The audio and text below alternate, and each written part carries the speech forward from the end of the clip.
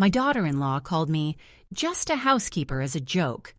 But a good housekeeper knows the job isn't just about cleaning what's visible. It's about sweeping out the secrets hidden under the rug. So at their condo board meeting, I brought my broom, a red folder full of evidence.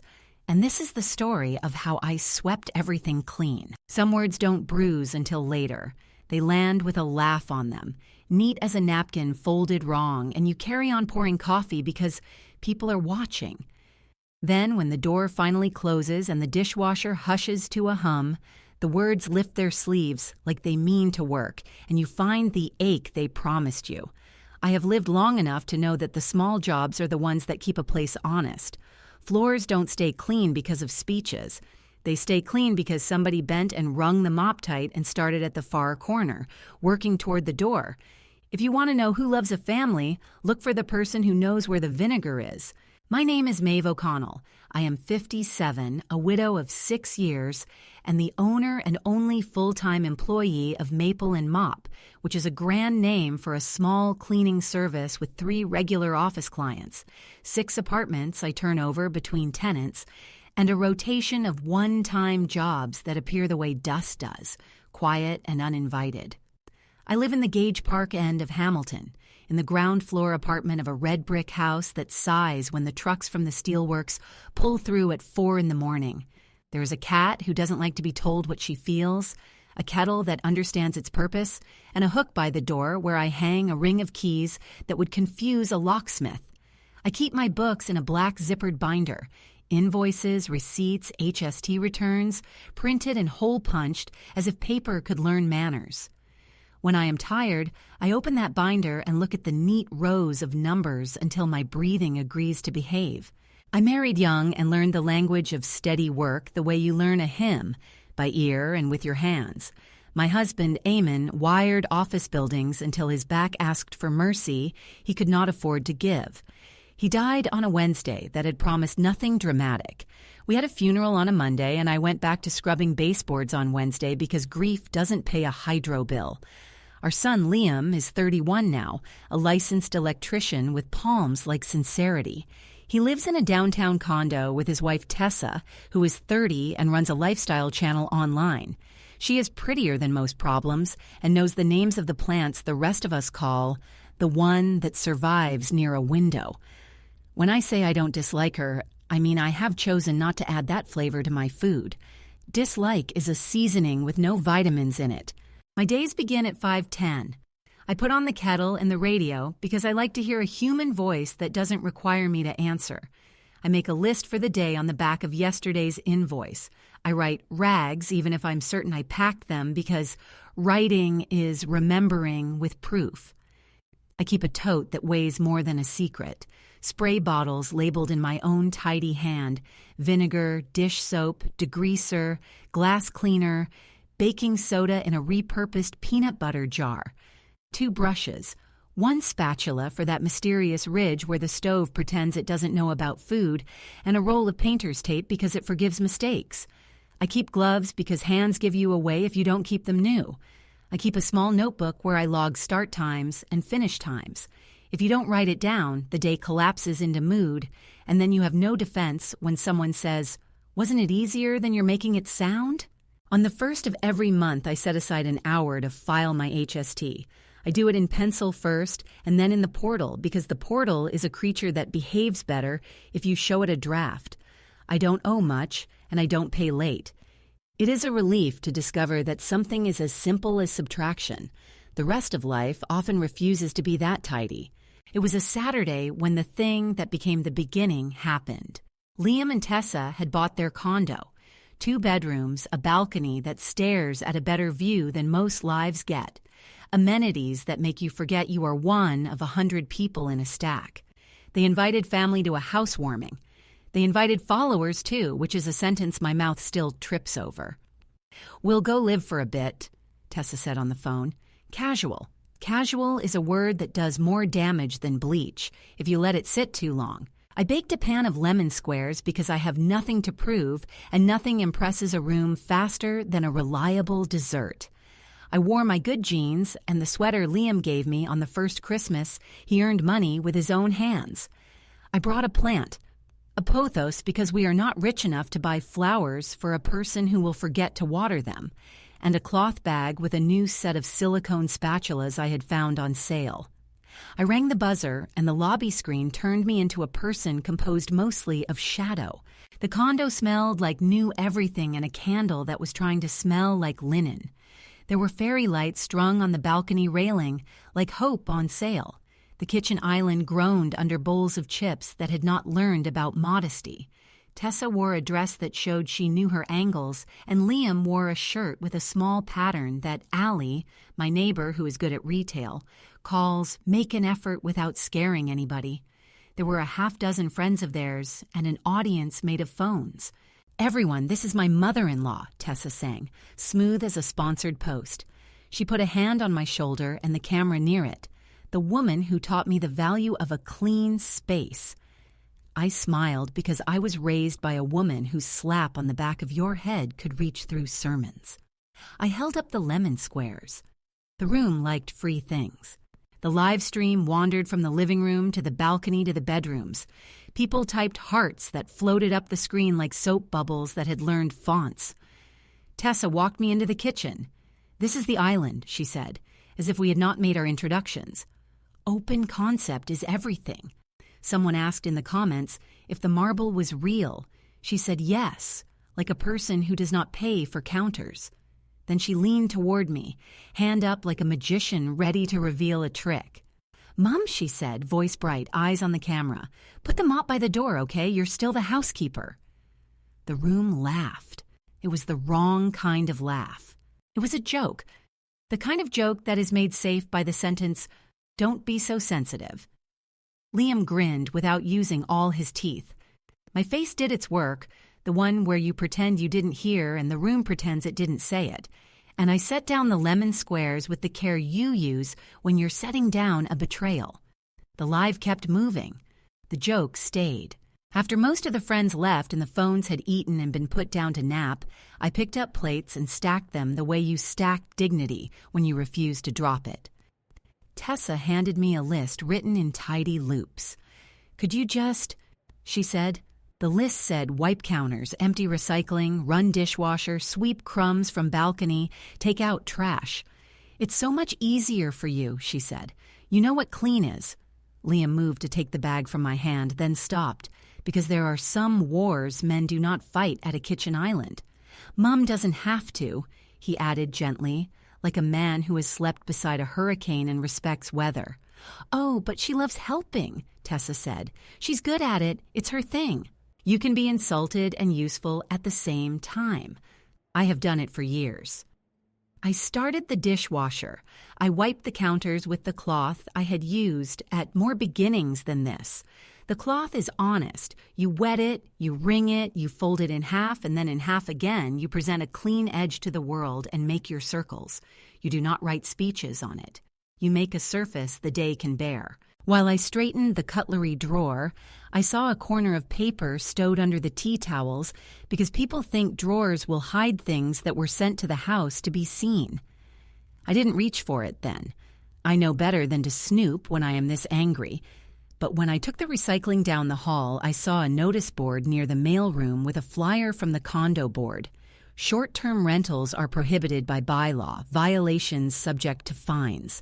There was a QR code. I do not do QR codes. I took a photograph with my old phone so that I could find the words when I had a room to read them in. On my last trip past the hallway table, I saw the envelope stowed under the tea towels again. This time I picked it up because I have cleaned enough drawers to spot a bill that wants a witness. The letterhead wore the condo corporation number. "Notice of violation," it read. In words careful as a librarian, it said there had been complaints about noise and traffic in and out of the unit, a suggestion of short-term rental activity, and a requirement to desist or face fines. It asked for a reply. Someone had underlined "reply" twice, which is how you can tell a building manager has already had their patients tested. Tessa's name glared from the top line. Liam's name sat beside it like a man trying to be polite in a fight he didn't start. Later, when I carried a bag to the garbage chute, I noticed a small new metal plate on the condo door jamb, a smart lock that is smart only in name. I knew the model. I had wiped one like it in a downtown Airbnb that had more stains than the internet promised. I noticed the cameras, little orbs that promise safety and deliver arguments. Before I left, I washed my hands at their sink, counting to 20 because I teach my body to be busy when my mind is trying to narrate. On the edge of the sink lay a credit card receipt with my name on it. I looked at it because you do, when your name is staring. It was for a set of photography lights and a collapsible backdrop, shipped to their address, charged to the supplementary card I had added for emergencies when Liam started his apprenticeship and mistook luck for permanence.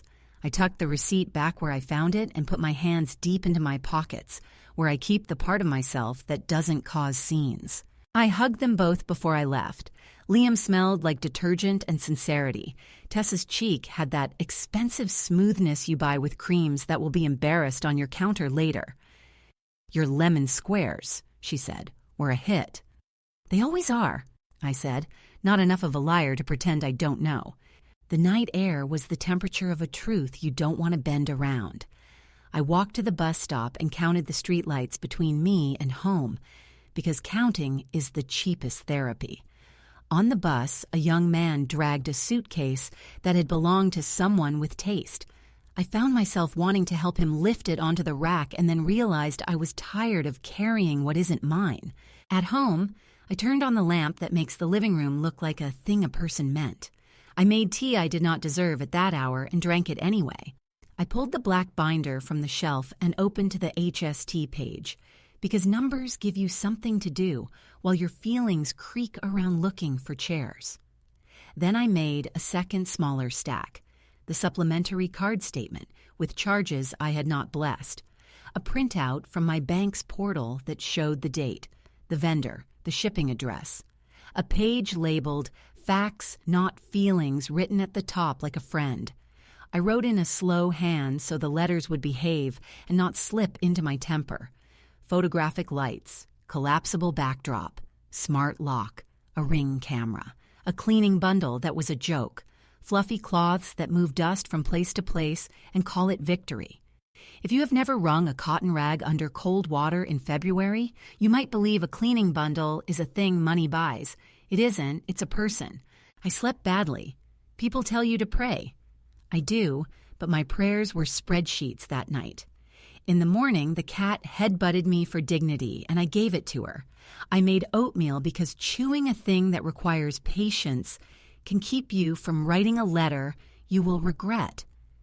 I put the statement and my notes into a red folder I had meant to save for taxes. I printed the photograph of the condo board flyer. I printed the photograph I had taken of the notice. I logged into Tessa's channel because I am the kind of woman who can figure out anything if you give me enough buttons to press, and there it was, a video labeled "Tiny Luxury: How to Host the Perfect City Stay," filmed at the condo. My son's cups and plates starring as props, and a little graphic in the corner, cleaned by Maple and Mop, my business's name and logo, pasted as if she had paid for my hours with exposure. I stood up from the chair like I had been pushed. At 9, I called Liam. He answered on the third ring in the voice of a man holding pliers and a life together. I told him gently what I had seen, what I had found, what I had paid for without choosing. His sigh taught me everything I needed to know about who had chosen what. "I didn't know about the card," he said. He meant he had not looked at the statements. "We thought the unit rules were flexible." He tried. "They are not. Condo bylaws are like recipes. If you change them, you owe everyone dinner." "I'll talk to her," he said, as if I were the one who required rehearsal. "Don't talk to her about it," I said, surprising myself. "Write to her. Then print it and tape it to the back of your head so the next time a pretty plan bats its eyelashes, you remember you are not a doorman." He laughed like a man who wished I were wrong. Tessa texted soon after, "So weird you're making a fuss when it helps your brand, too. People know you now." I stared at the screen as if it had accused me of stealing a horizon. Then I typed the sentence that keeps my blood pressure reasonable. "We do not discuss private matters in public forums. Please remove my logo from your content and send me a list of charges you put on my card. I will expect repayment." She replied with a hand heart and the words, "Love you," which did not land like love. Then the dots, which I have learned to dread. "Also, could you come by tomorrow and help stage the bathroom? You know how to make grout look expensive." The day's jobs did not cancel themselves because my feelings had found a hobby. I cleaned a dentist's office where the waiting room chairs have taught themselves to be patient. Then 2 apartments where landlords act like dust is a character flaw. I wrote times in my little book because you can lose your memory if you let a person erase your name. I came home and opened the red folder and added to it a copy of my business registration, my HST number, my liability insurance declarations page, and a printout of a cease and desist letter template from a website I should not have found so satisfying. I did not send it yet. I wanted to wait until my temper had stopped pretending to be wisdom. I am not a person who loves meetings. I prefer a floor and a task and a promise the day can keep. But some things require the room size of a meeting. I went to the condo corporation site and found the date for the AGM. It was in 3 weeks. You could register to speak under owner concerns. It wasn't my building, but the owner of the unit is my son, and the board wants facts more than drama. I filled in the form and wrote a tidy note. Owner's mother wishes to speak to a matter of short-term rental compliance affecting unit XXX. Documents attached. I attached nothing yet. You do not feed a room until it asks for lunch.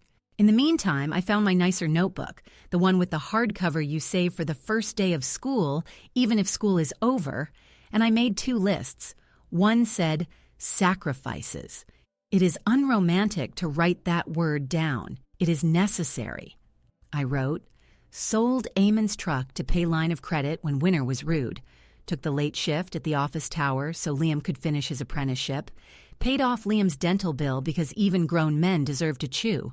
Lent Tessa a deposit during a delay in sponsor payments that turned out to be a disagreement between vocabulary and reality. I didn't write the meals or the rides or the mending. Mothers do not get paid for mending. The second list said rules. It was shorter because rules should be. It said, do not use my name without permission, do not use my card without permission, do not put my name beside a thing that breaks a bylaw, do not invite me to your trouble by asking me to sweep up after it. I put both lists in the red folder and slept better than I had on Saturday.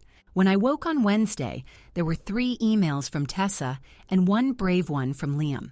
Tessa's were variations on a theme. You're making this about you, and everyone does short-term rentals, the board is slow, and we should collaborate because our brands align. Liam said, I'm sorry, Mum. I should have watched the card. I'll fix it. He had attached a photograph of the violation letter with the note, we'll pay the fine. A different man might have said, we, into his phone. I wrote back with instructions that read like a recipe. Call the bank, cancel the supplementary card, call the insurer and ask them to confirm in writing that your policy does not cover commercial activity. Write the board a reply and promise to stop. Take the smart lock down before Friday. He wrote back, okay. And I believed him until the part of me that knows better put a hand on my shoulder and squeezed. That afternoon, while I ate a cheese sandwich that had resigned itself to being ordinary, I opened Tessa's channel again. A new video had gone up. Housewarming tour. I watched myself in the corner of a frame, passing behind them with the lemon squares. There was a caption, Mum-in-law is a pro. Maple and Mop partners with us. Partners. I cleaned the table with the same cloth I always use because fury should not get into your rags. Then I opened a document and wrote the letter I would send if the weather in my life did not change. Cease using my logo, remove all references, repay charges by the 1st of next month. Any collaboration must be under contract. Failure to comply will result in small claims action. I set the letter in the folder and let the paper cool my hands. Someone will ask why I did not drive to the condo and shout. Someone who has not had to keep a job will ask why I didn't throw the lemon squares into the sink and tell God to mind his own. It is not nobility that kept me from that. It is knowledge, the kind that settles in a body after years of realizing that the louder person wins the room but loses the record. I mean to win the record. That week, 2 more cleaning jobs appeared because the universe has a sense of humor and a schedule. In one office, a man in a suit that had brought its own opinions asked me what I thought of the election. I told him I think vacuuming under the boardroom table reveals what men are really like. He laughed like he had not been asked to check under a single rug in his life. I wrote the time I started and finished and resisted the urge to write what I charge for tolerating questions with no answers. At the sandwich shop on the corner, the woman with the piercings gave me an extra pickle because she is the kind of young woman who knows a worn face when she sees one. I ate it on the curb and let the brine remind me what sharpness is for. On Friday, Liam called. He had taken down the smart lock. The board had written back acknowledging his reply and promising to consider the matter at the next meeting. He had asked the insurer for a letter. He had canceled the card. "I'm sorry," he said again, "because sometimes a man's job is to say it until it lands." "I know," I said. I cannot forgive him for something he didn't mean to do. I can, however, stop pretending his intentions are coupons. They are not redeemable at the desk where fines are paid. On Sunday, I went to the early Mass because it clears the day of dust. The priest talked about prudence like it was a tool anyone keeps in the top drawer. I threw $5 into the basket and thought about the way money can be prayer if you let it. After, I went to the church basement and helped set out mugs for the after-service tea, because hands that have learned work do not like to be left without a list on a day off. Someone asked about Liam. I said he is well, and I meant it, because you can measure a person by how quickly they take down a lock they regret learning how to install. Someone else asked about Tessa's videos. I said she's very modern, which is a sentence that looks like praise if you don't ask it to put on shoes. In the afternoon, I sat at my little table with the red folder open, like a mouth ready to tell the truth. I added tabs because tabs make me feel like a person who won't get lost. Bank, insurance, bylaws, HST, logo, AGM. Under logo, I tucked a screenshot of the video where my business had been turned into a partner I had never met. Under bank, I put the cancellation confirmation.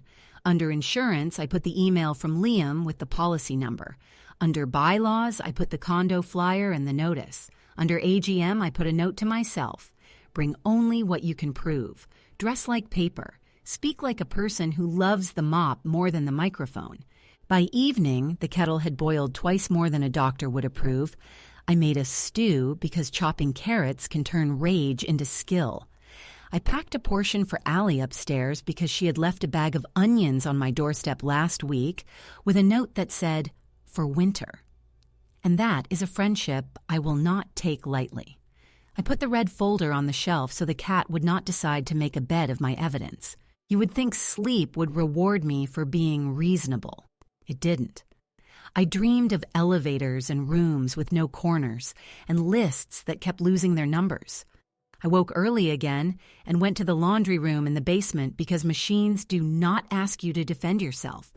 I folded towels into thirds and then half again and stacked them like I knew what would be asked of them. On the way up, a neighbor asked if I had heard that someone on the second floor was running a party business out of their unit. I shook my head because there is no way to explain a story like mine without giving away somebody else's dignity. The board will sort it, I said, and hope my face looked like faith. A week later, a large white envelope arrived for me. It contained a notice that the condo AGM would be held in 2 weeks in the multi-purpose room, that owners could submit concerns in writing or speak for 2 minutes, that microphones would be available and patients would be encouraged but not infinite. I held the paper the way you hold a baby that isn't yours and needs to be moved without waking. 2 minutes, I said aloud to the cat. She blinked, which is her way of saying she has kept more vows than me. Between then and the meeting, I gathered the last things. I printed the draft, cease and desist, on my own letterhead. White paper, black ink, my business name, my address, my determination. I reordered my invoices in their plastic sleeves so that all the dates lined up like men in a parade. I bought a new ballpoint pen because there is nothing worse than a sentence that stutters. I cleaned my bathroom, which has nothing to do with the AGM and everything to do with the kind of person I intend to be when I put my hand on the mic, the sort who leaves a room better than she found it. On the morning of the AGM, I measured time by the sound of my own breath. I worked 2 small jobs, bathrooms, kitchens, fingerprints that thought walls were allowed to hold them, and I spoke to myself in the voice I use with stains that only think they are stubborn. "It will lift," I said. "It will lift." I printed my speaking notes, a list of facts with small square boxes beside them so my eyes would know where to land. I put a lemon square in a napkin because I am not above bribing myself into standing up. At 6, I locked my door, put the red folder into a tote bag, and walked to the bus with the particular straightness of back a woman earns when she has been mistaken for furniture. The driver nodded at me like we were comrades. At the condo lobby, the concierge asked me to sign in. "Owner," he said. "Mother of owner," I replied. He gave me a sticker that said guest, and I put it on my sweater because I have learned that labels are not always insults. Sometimes they are instructions for a night. When the doors opened and the residents filtered in, I found a chair near the side so I could see the microphone without needing to meet its eye. People murmured.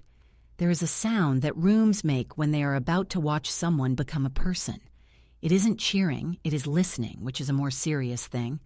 My 2 minutes sat on my lap, written in my hand, and did what I asked words to do tonight. Wait their turn. Between now and that moment, I am the woman I always am, the one who keeps receipts and speaks last. I took out my pen and drew a small square beside the first line of my list. I filled it in because it felt like progress. The building manager cleared his throat. The board chair smiled with the care of a woman who has had to remind grown people about garbage chutes. The microphone blinked its little red light like a promise. My hands did not shake. I had brought paper. What I am going to say will not sound loud. It will sound like a mop wrung tight and a line drawn where a floor meets a wall. But everybody in that room will hear it because walls respect a person who respects them first. And when I am done, I will go home, wash my hands for 20 seconds, feed the cat, and add a new tab to the red folder. Resolution. Not revenge, not even victory. Resolution. A thing that dissolves if you stir it, disappears into the water, and leaves it cleaner. Some rooms don't get quiet, they settle. The air stops arguing with itself, the plastic chairs sigh into their hinges, and even the fluorescent lights grow tired of being noticed. I have always trusted that kind of quiet more than applause. It is the sound a kitchen makes when the last plate is dried and the towel is hung. It is the sound a hallway keeps when you have said what needed saying and are waiting, not for drama, but for minutes to be written. If you listen close, you can hear a life picking up its tools again. They called the condo meeting to order with a wooden gavel that had never met a courtroom but liked to pretend. The board chair, a woman with a teacher's patience and the haircut that goes with it, read the housekeeping. Housekeeping. How that word has to do acrobatics depending on who is holding the mic. No food except water. Questions after each section. 2 minutes per speaker. Keep comments respectful. I imagined the sign in my head, the one I've kept since I started Maple and Mop. Clean up your own mess. If not you, then whom? If not now, then when? I had written my 2 minutes in block letters on a page big enough for a tired eye to land without tripping. I don't trust righteous speeches. I trust facts. The red folder sat on my lap, warm against my skirt like a sleeping cat. People settled. Someone coughed. Someone whispered about parking. The board worked steadily through budgets and roof maintenance, and a man whose dog had opinions about carpet. Then came short-term rental compliance, which is legal for are we running a hotel without admitting it. The building manager cleared his throat in the tone of a man who preferred pipes and drains to feelings. He listed the rules: no short-term rentals, no advertising, no locks that turn a home into a lobby. He said there had been violations. He said fines had been issued. He asked those involved to come speak to the board privately after adjournment. I stood. You may speak. the chair said, like an old prayer. I walked to the microphone and set the red folder on the table the way you set a pot on a stove, squarely, with purpose, without apology. My name is Maeve O'Connell, I said, mother of an owner of Unit 315. I own Maple and Mop. I clean things. I am here to respect your rules. A murmur moved through like a thread being pulled. I did not turn. I opened the folder and took out photographs, screen captures, the violation letter, the warning flyer from the lobby. I propped them against a small vase of plastic flowers that had been put on the table to convince the room it was friendly. This is the listing that appeared on a public site, I said. This is the video tour filmed inside. This is the smart lock installed without approval. This, I lifted the letter, is the notice sent to the unit. I am not asking you to punish my family. I am asking you to protect the building, which is a kind of family even when it would rather not be. I kept to my 2 minutes like a promise made under a roof you don't own. I didn't name Tessa. I didn't catalog insults. I didn't bring the lemon squares into it, though the memory of them shook my hand once. I read the lines I had practiced. The bylaw, the insurance exclusion for commercial activity, the difference between a guest and a customer. I am not here to fight, I ended. I am here to put the facts on a table that knows what to do with them. The chair thanked me in a voice that has held many children's tempers, and not many of her own. We will take your documentation, she said, and we will respond in writing. A man in the third row clapped twice before remembering he was in public. I took my folder and returned to my chair, heart beating the way a washer does when it's out of balance. Too much load on one side. I breathed, slowly, like a mop wrung right. After adjournment, the building manager asked me to wait with the owners sighted. Liam stood near the back, hands in his pockets, which is how men carry shame when they don't want it to show on their faces. Tessa arrived late, angles sharp, hair winning every argument. Marco, the friend who always knows someone, hovered, ready to make connections out of consequences. I nodded to Liam. I nodded past Tessa because she would turn a nod into a negotiation. The board invited us into a smaller room with walls the color of careful. They asked for our names again. They spoke in paragraphs that had seen lawyers before. It was civil. Civility can be a clean blade. Liam took responsibility in the voice he uses when he knows a circuit and a mistake in the same breath. I installed the lock. I took it down. I answered your letter. We'll pay the fine. Tessa began with, "We thought," and moved quickly to "other buildings allow it," and ended, as I suspected, with, "We're not hurting anyone. This is how young people survive." The chair did not blink, which is a skill I have not mastered. "I sympathize," she said, "and I enforce." She explained the fine schedule, the requirement to remove all unauthorized devices, the audit of guest logs, the prohibition of filming without permission. Then she said, almost kindly, "We are not your content. We are your neighbors." When we left, Liam walked me to the sidewalk and looked everywhere except at me. "I'll handle it," he said, which has become the prayer of a generation who mean well and have married better hair than judgment. "I know," I said, and I did. He hugged me, that one-armed thing men do to make sure a day doesn't get away without proof. Tessa passed without meeting my eye, the word housekeeper hanging in the air like a smell that refuses to wash out. I did not chase her with a speech. I am done cleaning up with my mouth.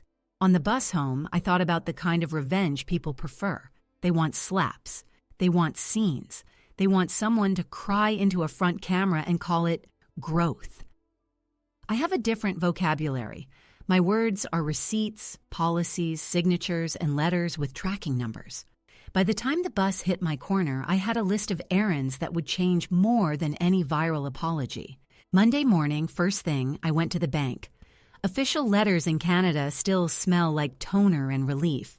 The manager knows me by the rhythm of my requests. 2 signatures on any transfer over 500, I said, and alerts on all e-transfers. No supplementary cards. Please put it in writing. She printed, signed, stamped, slid the paper across with a smile changed by the work it had done. "Tape it to a wall," she said. "That's where policies belong." I slipped it into the red folder under bank and felt my spine correct itself. From there, I walked to a small law office above a sandwich shop where the parsley always overperforms. The lawyer I like is young enough to be my daughter and old enough to be uninterested in nonsense. I asked for 2 letters, a cease and desist for unauthorized use of my logo and business name, and a demand for repayment of charges made on my card, with a schedule that presumed decency but prepared for forgetfulness. We drafted the words together in the language that keeps rooms civil.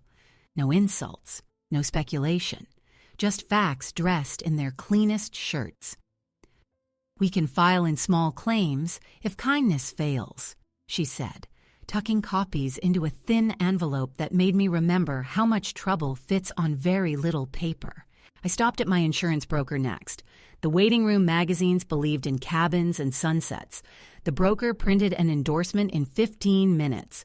My policy covers what I actually do, not a single thing someone else wishes I did. "No coverage for commercial filming or rentals," the sentence read, and then the line that makes stubborn people behave. "Any depiction of insured premises in promotional media requires prior written consent." He underlined in blue. "Words like this are boring on purpose," he said. "Boring keeps you fed." I emailed the condo board the letters I had gathered. I included the cancellation acknowledgement from the bank and the lawyer's cease and desist. I did not copy Tessa. She would see it when it stopped benefiting her to pretend she hadn't. I printed everything twice, one for the folder, one for a second folder that I would leave with Liam, because sometimes love looks like a file someone else can't say they lost. I did not skip work. I will say that again because it matters more than whatever the internet thinks it wants from you. I did not skip work. I cleaned a small industrial kitchen that apologizes for itself every time you turn the hose on. I scrubbed a grout line that would have preferred to be an alleyway. I took my break on the back steps where the delivery drivers pretend the rest of the world has nothing to do with them, and I ate a ham sandwich that knew how to keep a person going. I wrote my start and stop times like a woman giving herself a record even when no one else will. By late afternoon, the letters had turned into replies. The hosting platform took down the video that used my logo with an apology that read like a boilerplate that had done good work before. The broker emailed back, agreeing to send a copy of the endorsement to the condo board directly. The law office message to say the cease and desist had been delivered to Tessa's inbox and to her home. Tracked. I did not check Tessa's channel. I am tired of being asked to stand in lines I did not join. People will say, and they do, that I must have nursed every slight into a grudge, that the word housekeeper had been waiting to grow teeth. I am not a woman who carries knives in her apron. I carry pens. I carry a small level, the kind you use to show a shelf what it owes a wall. On Tuesday, I put that level on my life and watched the bubbles shiver and settle. It is a steadiness you can feel in your jaw. In the middle of this, the church called. Sister Bernadette, who sounds like a kettle about to be useful, asked if I could help with the welcome table at a baby naming the following Sunday, the first grandchild in a family that mistakes volume for devotion. "There will be a microphone," she warned, "and a lot of relatives." I said yes. I said yes because there are moments when a family needs a woman with a binder more than they need another varnished toast. Also, and I admit this without embroidery, part of me knew that Tessa's sister was part of that family. There are rooms where secrets blow like dust. There are other rooms where they stick. I wanted a room with stick. Wednesday brought a message from Liam. "I've set up a repayment," he wrote, simple as a mailed key. "I'll send you the schedule. I'm sorry, Mom." It arrived with a copy of his email to the board promising compliance and a photo of the smart lock lying on a table like a fish that had learned humility. "Thank you," I wrote back. There are sentences you do not gild if you want them to continue to be true. Thursday, Tessa posted a video that did not use my name. A friend texted me a screenshot I didn't ask for. "Some people can't stand to see others grow. They drag you back into their smallness." The caption said, over footage of her lighting a candle with dramatic sincerity. I left my phone on the table and folded towels with the efficiency of a person who has decided what is, once and for all, none of her business. Friday, the condo board sent their letter. It used the words, "A room like that is built to carry. Violation confirmed. Fine assessed. Remove unauthorized devices. Further non-compliance will result in additional fines and legal remedies." They copied me because I had provided evidence. I slipped it into the red folder with the satisfaction of a mechanic hearing an engine return to itself. I poured tea that had earned the hot water. Saturday, I visited my accountant, a woman who looks like she could make a spreadsheet tell the truth even if it had promised its mother it wouldn't. We reviewed my HST filings. We added a new policy to my contracts page. No brand use without written consent. Payment in full for special event cleans at time of booking. Security deposit for keys and fobs. "Put your policy where your mop is," she said, and grinned like a woman who enjoys a line well placed. I will not pretend my heart did not invent arguments and win them whenever it had a minute to itself. I practiced speeches I will not give, in which I am brilliant and Tessa looks appropriately small. They felt good, and then they felt dirty. I put them down. I put on the kettle. I cleaned the bathroom because bathrooms do not lie. Sinks need wiping whether you were right or wrong that day. That night, I opened the red folder and added a new tab, Will. This is the part of the story where someone will accuse me of being cruel. Let them. My will is mine to write. I made an appointment with the lawyer to update it. The house, such as it is a rental. There is nothing fancy there to fight over. The business is my name and habits. That is where the weight lives. I wrote out a letter of wishes in my own words, so no one has to pretend later that I did not mean this. A small, unconditional bequest to Liam, because decency costs less than revenge. Nothing to Tessa, except the option to buy my mop and my cart at fair price if she ever becomes the kind of person who cleans without a camera. The rest to a small trust that requires Maple and Mop, if it outlives me, to keep setting aside a percentage for the church pantry and the winter coat drive, and to hire women over 50 first, because the world forgets their hands. I wrote in the margin, "Love is not a wage. Do not pay people with guilt." Sunday came with the baby naming. The church hall smelled like coffee and steam tables, both kinds of hospitality. The family arrived in a parade of hair and ambition. I set out name tags and watched the nervous motion of aunts who have learned to keep the room stitched. Tessa came in late, breathing performance, and I met her eyes just long enough to tell her without words that the welcome table is Switzerland. She looked away the way a girl looks away when she realizes a woman has stopped trying to be her mirror. I was not asked to speak. That was a gift. But near the end, the MC, one of those men who thinks a mic is a way to avoid washing dishes, asked if the grandmothers would come up. Tessa pushed her mother, who is a good woman trapped in a noisy script, and then looked to me as if debating whether housekeepers can be kin. I stayed where I was. Sister Bernadette, bless her calculation, brought the mic to me instead, as if she'd read my list of rules taped inside my skull. "Anything to add, Maeve?" she asked, and held the mic the way a person holds a fragile teacup, prepared to take it back if you flinch. "Only this," I said, and let my voice choose a speed that wouldn't break. "A family is a place you keep clean. You don't do it to be seen. You do it so the people you love can put their feet down somewhere honest." People nodded because nodding is free. I put the napkin with the lemon square on the table and went back to stacking paper plates in piles that wouldn't tumble. Tessa made a face at the camera like she was practicing humility for an audition. I kept my eyes on the plates. If you watch the camera owns the room. When the hall emptied to a low hum, I carried a bag of recycling to the bins behind the church. The alley smelled like rain and hot asphalt. Liam found me there. He looked older than 31, which is the price a fine schedule exacts. "We'll make it right," he said, and I believed the "we" for the first time in weeks. "I know," I said. Send me your first transfer Monday. Don't make a speech about it." He grinned. The grin of a boy who once believed speeches could replace work. "Yes, Mom." He put the bag into the bin like a man returning a borrowed weight. There's a part of me that wants apology more than money, performance more than policy. That part will not be fed.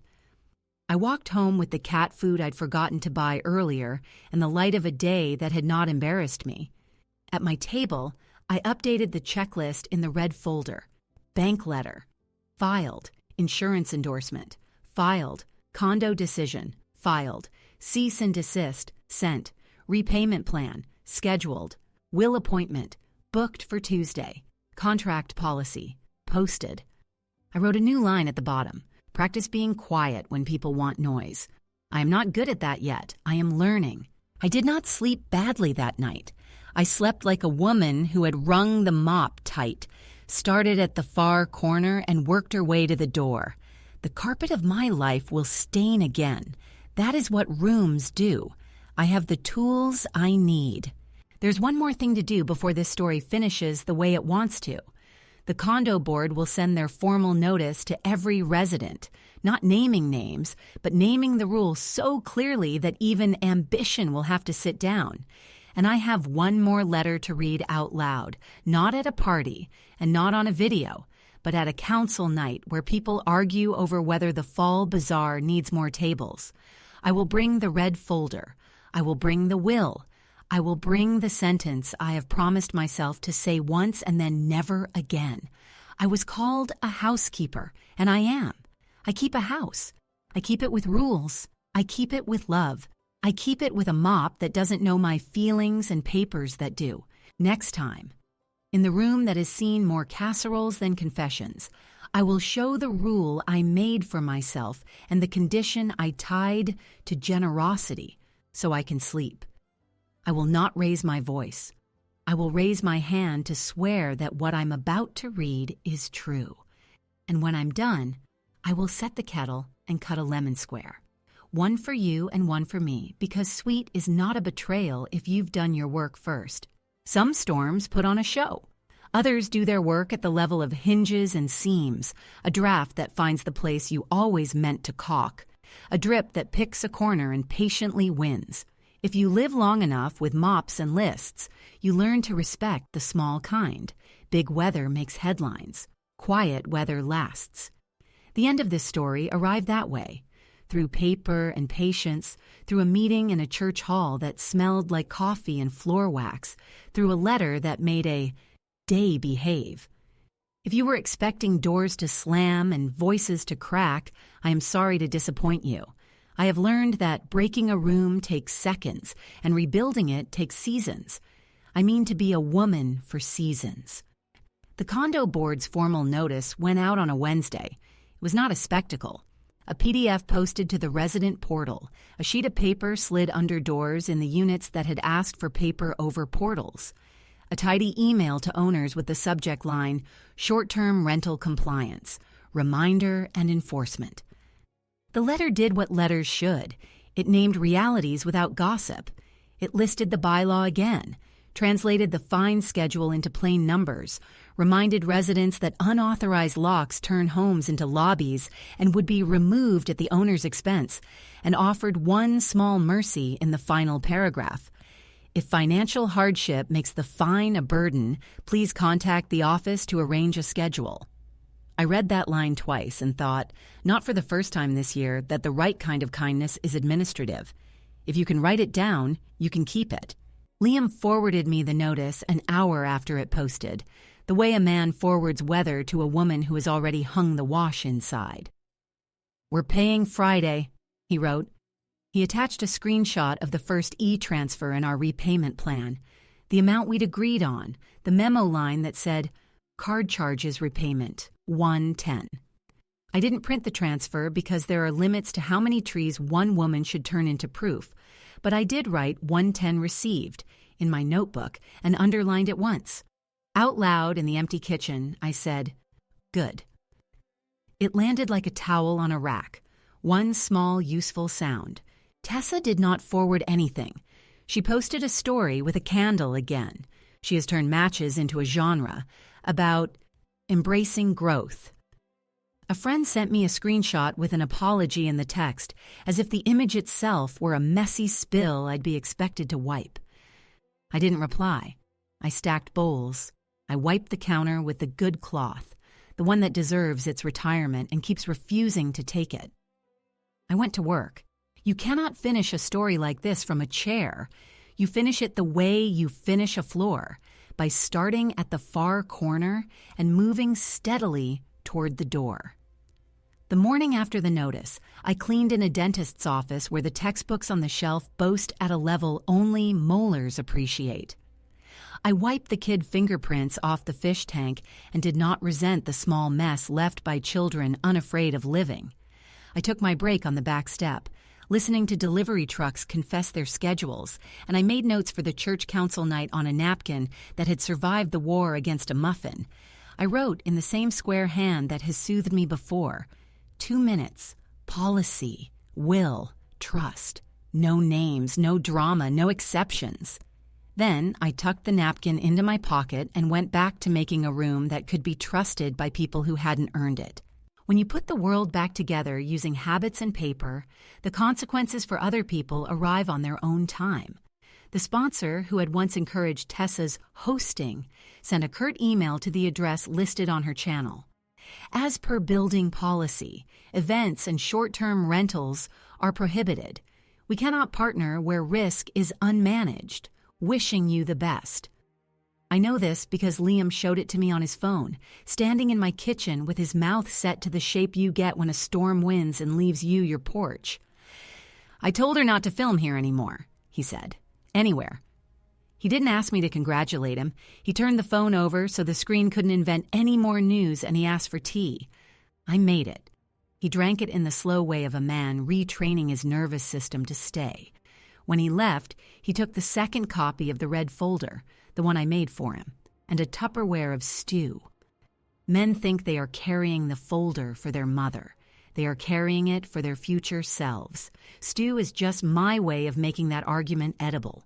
If this were someone else's channel, and not the life of an ordinary woman who knows where the vinegar is, this is where there would be a dramatic call-out, where I would appear in good lighting and gentle makeup and offer a speech that tastes like repentance, but has more sugar than substance. I will not be doing that. I have made too many beds to pretend the sheet of truth can be replaced by a throw pillow.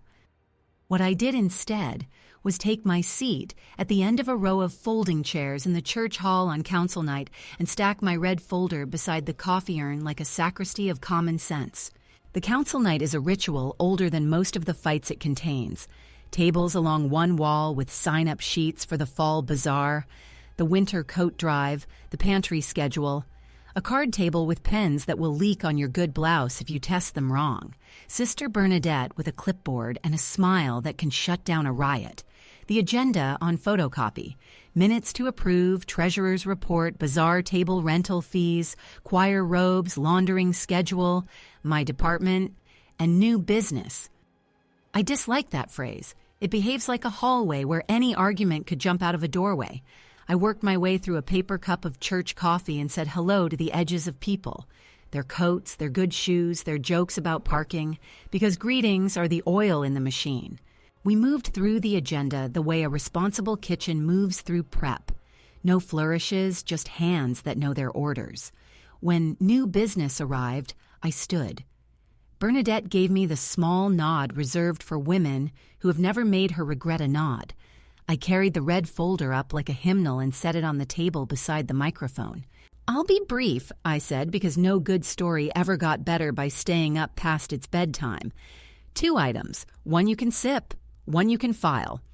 A few chuckles at that because the room knows me and my relationship with filing. I took out a laminated sheet, the house policy I had written for myself 2 weeks back and printed now without apology. Item 1, I said, and held it so the nearest eyes could take it in while the back row caught on. Maple and mop.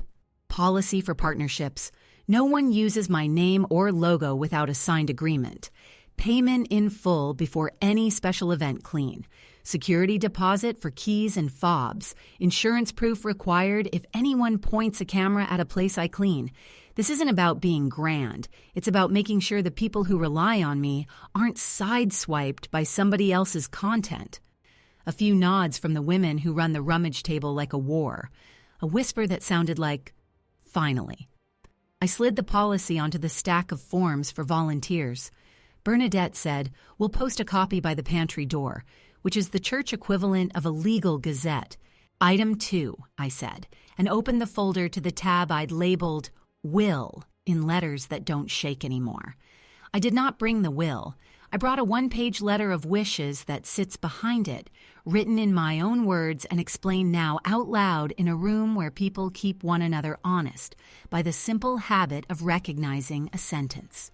I updated my will last week, I said, and waited for the rustle. It didn't come. People underestimate church halls. They know how to hold a silence with reverence. It's not a confession, I added. It's an announcement. Maple and Mop is small. It's me and a cart, and a set of rules. But it serves more than me. I have formalized that by creating a tiny trust. If my business outlives me, it will continue to set aside a percentage of its earnings for this pantry and the coat drive. It will hire women over 50 first, because the world forgets their hands. It will not partner with anyone who can't respect a contract. It will not be used after I am gone as a prop for anyone else's idea of a story. And, this matters to me, what I leave behind goes first to the work and only then to the people. No fidgeting. A cough removed itself discreetly from someone's throat. A shuffle of papers as the treasurer underlined a number she intended to ask me about privately later.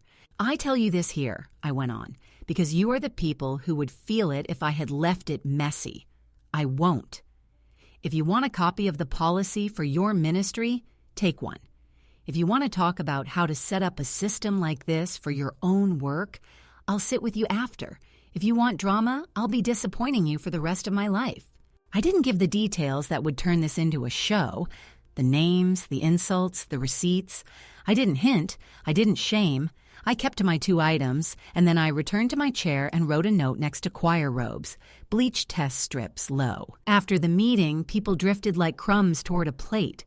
The treasurer asked if an earmarked gift could be ring-fenced for the pantry, so it wouldn't be borrowed by the bazaar when the hall chairs needed new feet. We talked for 5 minutes about buckets and integrity and wrote on her agenda in pencil. So we remembered who meant what later. A young man who cleans snow for money in winter asked if I would look over his invoice template. He used the word ma'am in the way that can either bruise or bless. Tonight it blessed. Sister Bernadette hugged me and whispered, "You were kind and you were clear," which is as close to applause as any nun should ever get. On the walk home, the air took a breath that sounded like fall.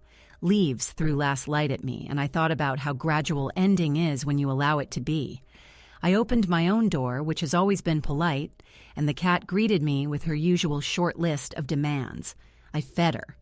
I took my shoes off where they belong. I pulled the red folder from my bag and put it on the shelf where my eye can rest on it if the evening starts to fidget. 2 days later, a heavy envelope arrived at Liam's address. He brought it over at night, his mouth ready to be punished. The condo board's letter. Fine amount, due date, notation of compliance steps completed, and the last paragraph we hoped for. Upon timely payment and removal of devices, no further action will be taken. He handed me the letter like a boy handing over a report card he can't improve. "I'm sorry," he said again, and this time I believed it the way you believe a kneecap, in the structure, not the sound. "I know," I said. "Sit down." He did. I gave him stew. He ate as if he found out gratitude has calories. Tessa sent one email through the lawyer, short, almost businesslike. "I have removed the logo. I dispute that charges were unauthorized, but will not contest repayment if Liam chooses to do so. I will not participate in any further discussion." I read it twice for traps. It held none. It held, impressively, no apology either. I replied through the lawyer with 3 lines. Removal noted. Repayment schedule acknowledged. No further discussion necessary. It felt good to be an adult without announcing it. There is a particular stillness that follows the week after everyone has agreed, even silently, to stop behaving like they are the only person in the room. I use that stillness the way I use a Sunday, to finish chores, to consider the next thing, to make one small excellence on purpose. I rewrote my service agreement for maple and mop, plain English and living margins. I bought stick-on pockets for the inside of the red folder so that loose papers wouldn't audition for escape. I taught Emma, the woman who sorts coats at the drive and has hands that want to work more than worry, how to check bleach with a strip and add the result to a log. I spent the afternoon showing her the 1,000 tiny decisions that keep a place honest. Label facing out, sponges dried upright, like soldiers, toilets wiped in the order that prevents you from touching one thing after you've touched another, the way to fold a cloth so each pass gives you a clean square. She cried a little when I offered her an extra shift. "No one sees us," she said. "I do," I said. "And the world does when it sits on a seat you wiped." What I want to put in this last chapter is not just the facts. Facts are the bones. Commentary is the muscle that lets the truth move. So here is what I think. After a life with more buckets than applause, people treat just a housekeeper as a category beneath notice because they have confused spotlight with importance. The person who invents a mess gets the story. The person who removes it gets sore wrists. But the wrist is where the pulse is. The pulse tells you you're alive. I do not need a camera to show me I am. I need a clean sink and a ledger that adds up and a laminated sheet by a door that lets a teenager say no without asking me to come to the front. Liam will be fine. He has learned that decency is dull and that dull keeps you out of court. He is paying without speeches. He took a second Saturday shift that smells of drywall dust and accomplishment. He texts me recipes he thinks I will approve of, and I do, loudly. Because a man who learns to cook his own food is already in possession of half the tools he needs to resist nonsense. Tessa will be fine in the way people are who confuse content with consent. She will aim her candle at another story and call it light. Maybe, if the world is kind, she will feel the pleasure of work that is not for show and prefer it. Maybe not. It is not my job to bridle anyone's ambition. It is my job to make sure it doesn't trample what belongs to me. As for me, I adjusted my rates quietly. I posted a polite note in the foyer of each office I clean. Please schedule your filming needs with management. No commercial filming permitted during service. The bosses nodded in relief, as if I had clipped a wire they were too nervous to touch. My logs are up to date. My bleach strips are in. The church pantry has a budget line that knows my handwriting. The policy sits by the door of the basement kitchen in a plastic sleeve, right beside the sign that reminds volunteers to wash their hands. If you look at it from the right angle, the two sheets look like they're holding hands. This ending doesn't have a bow. It has a binder clip. It holds. It holds when the day tries to pull something loose. It holds when an old grief taps the window because it's found a new shape it wants to wear. It holds when someone says, "just," in front of the thing you are, and you have to remind yourself that adverbs are rarely your friend. I am a housekeeper. I keep a house. I keep my son's name off fines he did not make unavoidable. I keep my business out of other people's commercials. I keep the pantry stocked with coffee that makes mornings less rude for people who have done nothing to deserve a rude morning. I keep the rules. I keep them written. If there is a lesson in this, I hope it's not framed as revenge. Revenge assumes that the other person is paying attention. My experience is that they are usually busy. What I wanted was resolution, not victory, not humiliation. Resolution, the kind a chemist means, the dissolving of one thing into another so that both can move along. Paper dissolved drama this time. Policy dissolved temptation. Payment dissolved the residue of a charge that should never have landed. My will, the document and the noun, dissolved the idea that love owes a person access to the work that feeds others. The room is quiet now, not because it is empty, but because we put everything that made noise into a drawer marked to be handled, and then we handled it. If you have walked with me this far, through the condo boardroom, past the church hall, into my kitchen, where a red folder sits like a spine, thank you. If this steadied you the way a good counter does, I'd be grateful if you liked this story. If you want more quiet, stubborn tales from a mother who keeps rooms honest with policies and elbow grease, please subscribe and comment. I truly want to hear from you. Have you ever been called just something and had to write a rule to remind yourself who you are? What did your sign say? Where did you post it? If any of this rang true, share it with someone who thinks a camera is louder than a contract. There will be another story when the coats come in and the first snow insists on being tracked across a clean floor. I'll be here. Mop wrung tight, pen uncapped, kettle beginning to sing.